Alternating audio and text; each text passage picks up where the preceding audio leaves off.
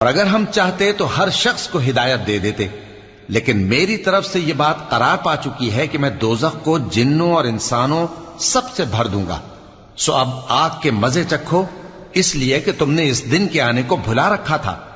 آج ہم نے بھی تمہیں بھلا دیا ہے،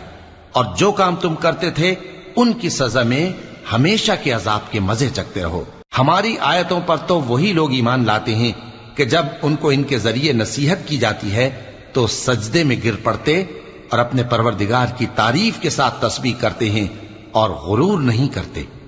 ان کے پہلو بچھونوں سے الگ رہتے ہیں،